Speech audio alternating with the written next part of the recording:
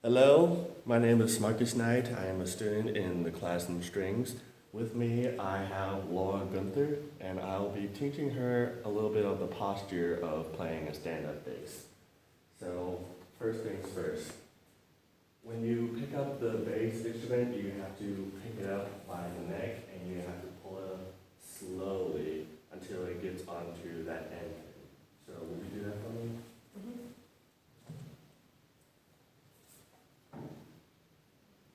Good, very good.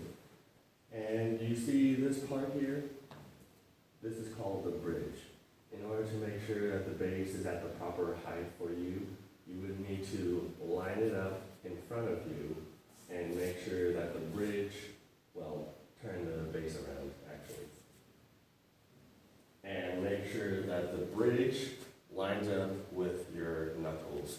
So would you come over here really quick so that the camera can see? And then don't put your hand to the bridge. You have to make the cellist come to you. You see that her knuckles are not completely in line with the bridge. So what we have to do is we have to adjust the end pin down here. So, yeah, cool.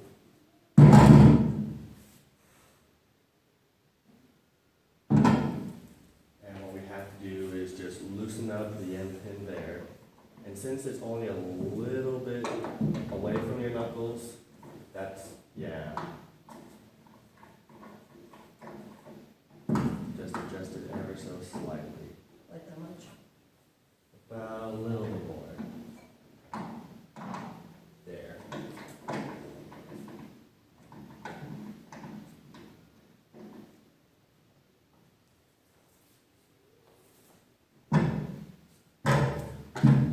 Alright. Check again.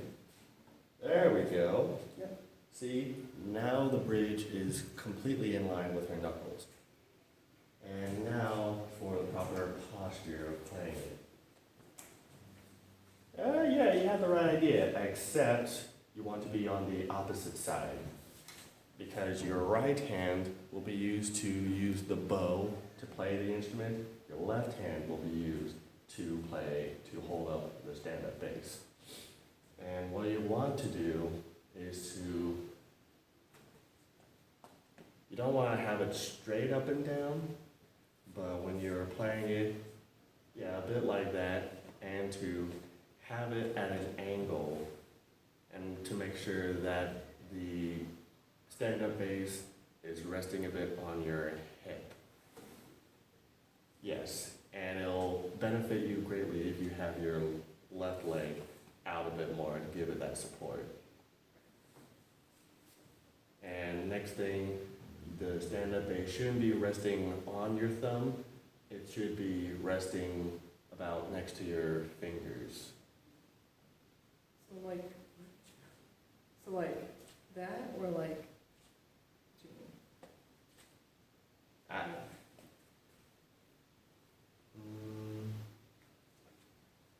Come forward a bit more. Like that? So like lean it into your fingers and not your thumb? Yes, lean it into your fingers and not onto your thumb. Okay. And you pretty much have a good placement of your fingers. You want to keep that C shape and to have your thumb resting on the back of that neck. Cool, very good. Now,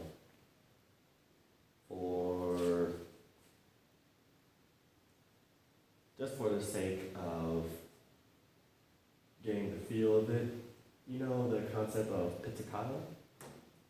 Isn't that plucking? Yes, I'll be plucking the instrument. And for the stand-up bass, what you would want to have is your thumb on about right down here on the bass, so that the rest of your fingers will be free to pluck the instrument itself. And for the strings, the low note is E, this will be A, this will be D, and this will be G. So E, A, D, G. E, A, D, G, correct. And last thing is to hold the bow. So if can rest your left hand on to the bass when you're not playing. And if possible, you can hold it with your left hand as well. The bow, that is. Like that, or hold it like this? On the neck, yes.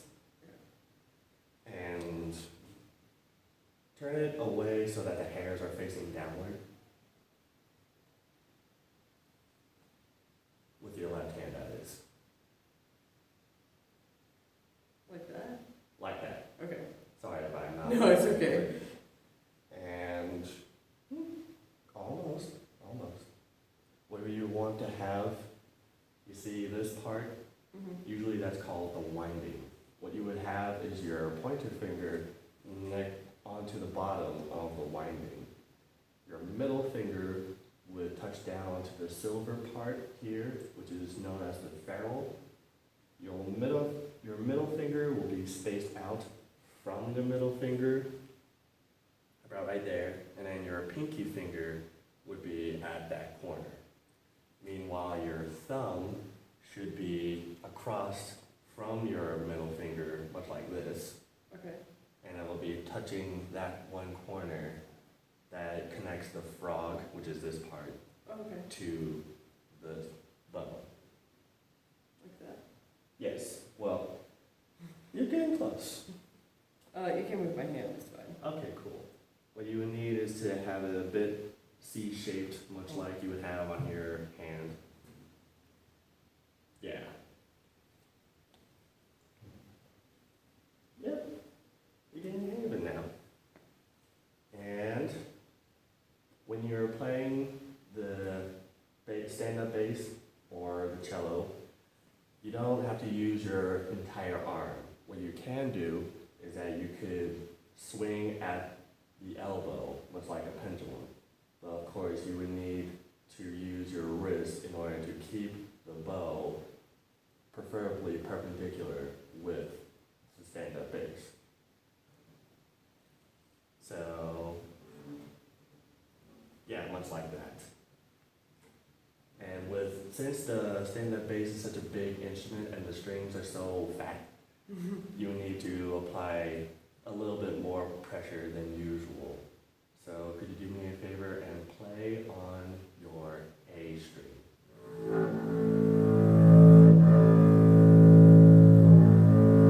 Yeah, very cool, very cool. You're now on your way to playing with the stand-up bass. So that's as much time as I have today, but thank you very much for watching, and hope you have a good day, and thank you very much, Laura. Oh, anytime, Marcus, or Mr. Knight.